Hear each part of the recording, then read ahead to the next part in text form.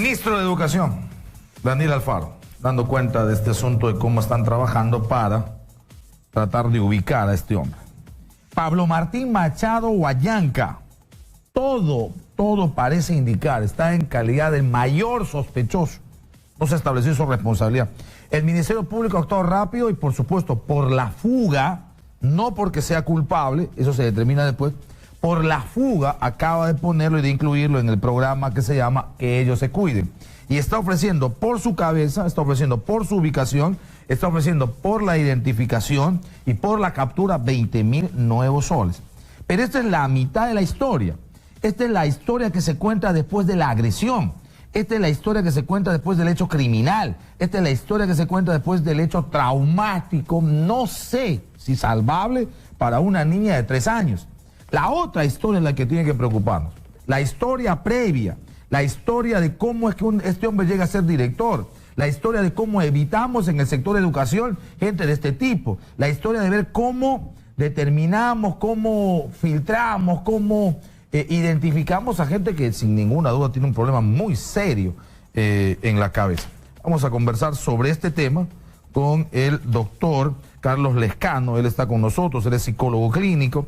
A ver si podemos hacer una aproximación y sobre todo si podemos esbozar algunas, si nos puede ayudar en eso, en esbozar algunas alternativas de cómo, en este caso específico, en otros puede haber también, pero sobre todo en este caso, en educación, en quienes tienen la tarea y la responsabilidad de estar y de formar niños, no sean los monstruos que aparentemente este hombre podría ser. Doctor Lescano, ¿cómo está? Muy buenas noches. Buenas noches.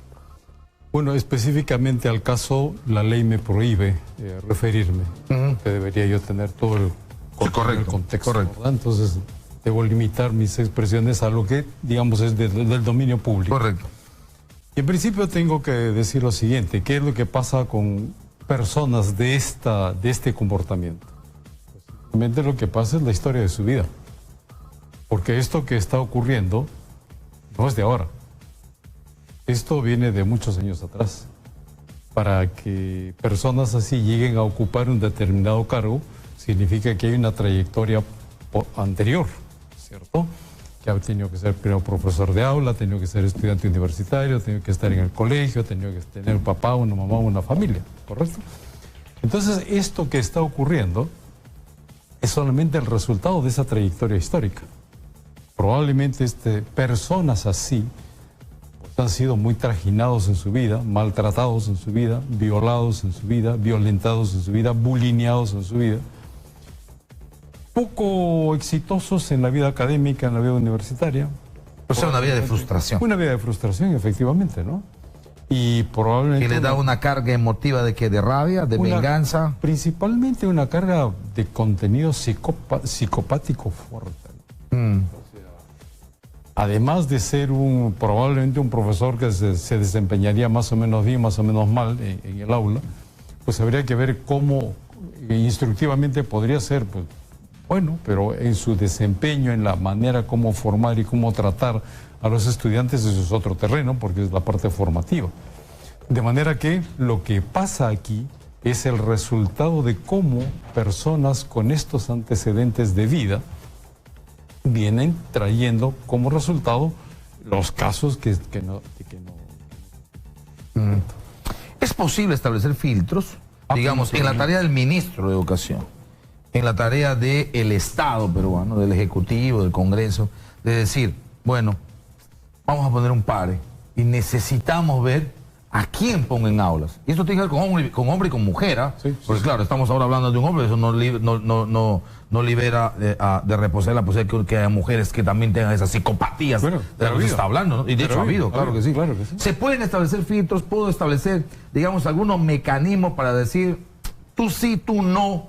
Justo pensando en este asunto del nivel de responsabilidad y cuidado con niños. Fíjese, usted hace una pregunta muy interesante. Hay solamente 2 ciencias que pueden predecir lo que está expresando, lo que está aportando una economía psicobiológica, es decir, una persona. La genética y la psicología. Son las 2 únicas que podemos predecir qué cosa aporta esa persona y qué cosa puede dispararse en esa persona de acuerdo al ambioma en el que se encuentre. Entonces sí, La ley también establece. En esto debemos tener bien claro algo. La psicología es una ciencia de la salud, no es una ciencia social. La psicología es una ciencia que está hecha para diagnosticar, para dar tratamientos, para hacer evaluaciones, para prevenir y para hacer acciones de prevención social en el ámbito de la salud mental y de la salud psicológica de la población. Existe una ley, que es la ley 29719, que establece que por lo menos debe haber un psicólogo en cada colegio.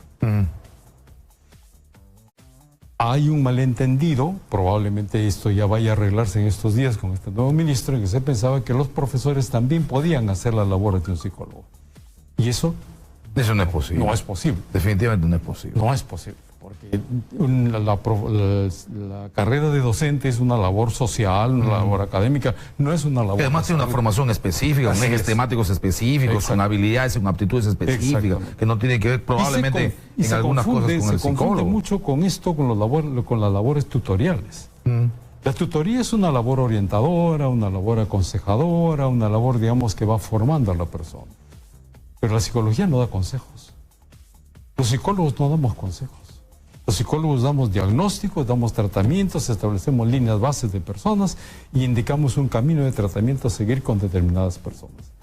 Si es que el caso fuera y se hiciera realidad lo que establece la ley, decididamente también tendríamos que considerar que los profesores tendrían que ser evaluados psicológicamente para saber cuál es el perfil. O sea, lo primero, que se aplique y que se cumpla la norma, la ley 29719. Si tendríamos por lo menos, para empezar, pues no sé si haya la cantidad suficiente de psicólogos, pero para empezar, un psicólogo en las instituciones educativas, por lo menos en las más grandes, y quizá preferentemente en las que tienen que ver con niños, formación de inicial y formación con primaria. Es que lo que pasa, perdón, permítame un alcance. ¿Cómo no? Es que no es uno. Porque si hablamos de un colegio de 500 alumnos, un psicólogo no alcanza. Pero digamos, juguemos con la posibilidad de lo que dice la ley, que por lo menos uno. Correcto. Uno. Okay. Y que se dedique a casos específicos. Y la primera tarea, estando en colegio, es, ¿quién es el personal que está a cargo del niño? Pero por supuesto. Perfecto. Y se establecen, me imagino, en función de la ciencia, algún tipo de mecanismos, de formas, de pruebas, de test, no sé cómo se trabajará el asunto, para ver perfil psicológico y me pueda determinar, esta es la personalidad de este docente. ¿Se puede hacer eso? ¿Y hacia dónde tiene su tendencia? ¿Qué cosa podría desencadenarse? ¿Qué cosa, de acuerdo a la presión, de acuerdo al ambiente, qué cosas también podría producir? ¿Qué deberíamos buscar si aplicáramos esto en las instituciones educativas? Si le dijeran, doctor Lescano, vamos a hacer unas pruebas determinadas, ¿qué instrumentos utilizamos? ¿Y qué deberíamos buscar en función del perfil para descarte, en algunos casos, o para decir, este sí sirve? Para selección, descarte o selección. Básicamente dos cosas. Estructura de personalidad y tres. Estructura de personalidad, tolerancia a la frustración y trabajo o rendimiento en situación de presión. Porque debemos reconocer que los profesores también trabajan a presión. No solamente la presión que demanda el enseñar y que demanda el que los estudiantes produzcan académicamente, sino que también hay una presión por parte de los padres de familia y también hay una presión por parte de las autoridades del colegio. En esa evaluación me podrían decir, ¿este es un potencial pedófilo? Naturalmente. ¿Este es un potencial de pederasta? Sí, ¿Este es alguien que tiene una inclinación morbosa o en todo caso depravada, desequilibrada? Totalmente de acuerdo. ¿Y me puede decir ese test? Por supuesto que sí. Por supuesto que sí. Y ya no son los clásicos. Y yo con ese test, que además debería tener... Pero hay un detalle. Acá ya no estamos hablando del clásico test de la persona humana, el dibujo, el arbolito, la familia. Puede aplicarse, digamos, como medidas de entrada y paliativas. No, existen reactivos psicológicos muy fuertes, muy potentes, que nos pueden dar un perfil muy exacto de qué cosa está aportando esa persona y qué cosa podría dispararle algún tipo de actitudes positivas como también negativas. En psicología las cosas son claras, precisas y concretas. No hay términos medios. ¿Es o no es? Por lo tanto, cuando se da un diagnóstico, se está dando un diagnóstico con base cuantitativa, con expresión cualitativa. Es decir, hay un número que me está permitiendo decir, esta persona que está en grado 5 tiene posibilidades de desencadenar esto y esto de manera negativa, esto y esto de manera positiva. Existen los reactivos. Ahora, eso pasa a dirección, eso pasa a UGEL, eso pasa al ministerio y tendría que tomarse acciones, ¿no? Porque me imagino que también existen grados, ¿verdad? Exacto. En el asunto eso de definición de personalidad. Esos detonantes, me imagino que en algunos está listo para disparar, en otros se necesitan algunas otras circunstancias, claro, que pueden ir... Porque estamos viendo también que un profesor es producto de un entorno del cual viene. Probablemente, sí, como si todo, es soltero, claro. O si es casado, tiene una presión familiar también. Entonces, la labor del docente es una labor de alta complejidad. Es una labor sumamente fina. Yo he tenido oportunidad de trabajar en colegios y en donde he visto la presión que tiene el profesor, y muchas veces también se habla mal de los profesores sin conocimiento y sin tener fundamentos. En eso también tenemos que ser ciertos. Por ejemplo, esos test también igual, o esas pruebas y evaluaciones tendrían que ayudarme a ver si es capaz de trabajar en equipo, si contribuye, claro, si se compromete. Claro. Pues si son pruebas multifactoriales que permiten medir en diferentes segmentos, en diferentes ítems, diferentes potencialidades. Ahora, ¿eso costaría mucho? Bueno, en la vida todo cuesta. Sí, por supuesto, por eso digo, costaría mucho, porque que cuesta. No mucho. Pero si hacemos una relación de costo-beneficio, pues el beneficio es mucho más grande que el costo. Pero que debe hacerse, debe hacerse. Y no solamente una vez. Por lo menos un profesor o un policía, un profesor, un médico, una enfermera, todos los que trabajamos bajo presión, por lo menos debemos tener una evaluación, una medición, una revisadita, por lo menos una vez cada 2 años. Cada 2 años. Por lo menos. ¿Por qué no se aplica esta norma, la 29719? Bueno, si existe, ¿a qué se apela? ¿Falta de presupuesto?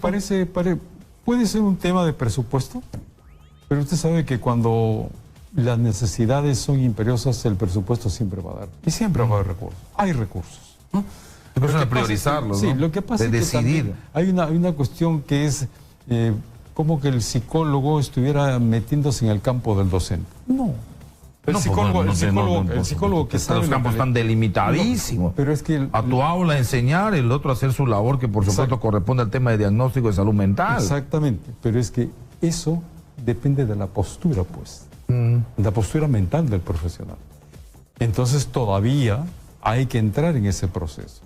Esto es algo que ha debido venirse haciendo hace por lo menos unos 20 o 30 años atrás. Ahora, hay una cosa que es preocupante de manera general y para cambiar el tema, o no, para seguir más o menos en lo mismo, ¿no?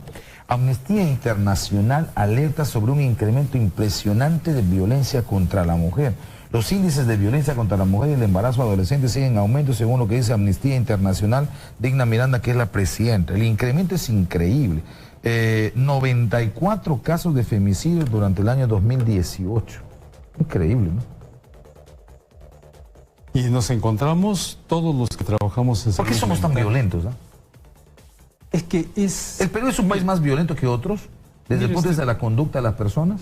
Fíjese usted, todo país es violento porque el gen de la violencia lo tenemos. AMOA es el gen de la violencia. Pero que se va a disparar de acuerdo al contexto en el que se encuentra la persona. Por eso es que hoy en día ya trabajamos en base a epigenética. Es decir, los genes no nos van a decir, nos pueden dar un indicador, pero lo que va a determinar que ese gen se dispare es lo que sucede en el entorno. ¿Correcto? El gen de hecho predispone, ¿no? Predispone, nos dice que podría. Te marca el escenario, te marca la cancha. Le decía hace un momento. La genética y la psicología nos puede decir, mira, cuidado, hay esto bueno, hay esto y esto delicado. ¿Ven? Ya. Pero depende de las circunstancias para que eso se active. Ahora, ¿qué pasa en nuestro país? Y sobre todo en estos 2 o 3 últimos años, en donde hemos tenido un contexto social y político sumamente cargado de incertidumbre y cargado de inestabilidad. No hablemos de culpas, vamos, porque todos hemos contribuido y todos hemos puesto nuestra cuota para que las cosas estén como estén, ¿correcto? Pero el asunto está en qué medida las colectividades van siendo conscientes de que es necesario hacer determinados ajustes en los usos y costumbres, en las cosas del día a día. ¿En qué medida el varón está dispuesto hoy en día también a asumir roles que antes no asumía? ¿En cuánto es necesario que baje ese chafo, incómodo machismo, que es el que está haciendo el caldo de cultivo para todo esto que viene ocurriendo, como el caso que hemos tratado ahora, como el que hace referencia a Amnistía Internacional. Entonces, nos encontramos ante una situación en la cual amerita que el trabajo y los trabajos en acciones de salud mental sean cada vez más eficientes y que tengan mayor apertura por todas las instituciones. Felizmente en los campos de la empresa, los psicólogos organizacionales están desarrollando una labor muy interesante, muy bien, y en el campo educativo, los psicólogos educacionales en los lugares donde hay, están haciendo un buen trabajo. Ayudaría la educación a acabar con temas como el machismo, además de discriminación a la mujer, violencia contra la mujer. Además de eso, ayudaría a que la producción académica de cada alumno sea mucho mejor. Y entonces estamos hablando de producción académica en cuanto a instrucción y estamos hablando de un aspecto formativo, continente y contenido.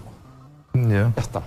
Correcto. Entonces, por tanto, el concepto de equidad de género transversal en toda la formación educativa, que lo que busca es quitar estereotipos, quitar prejuicios, manejar temas de respeto, establecer el asunto de igualdad de oportunidades, sí es válido. Pero ha debido ser válido siempre. ¿Cuál es el problema? Ha debido ser válido siempre. La mujer, la condición humana es la misma en el hombre y en la mujer. Y por lo tanto los derechos exactamente también son los mismos. ¿Por qué se le tiene que pagar a un varón más que a una mujer por hacer la misma labor? No, igual. Disminuiríamos niveles de violencia, disminuiríamos embarazos no deseados. Totalmente, y sobre todo embarazos no deseados. Mire, yo trabajo en reproducción asistida. Y tengo que ver muchos de estos casos.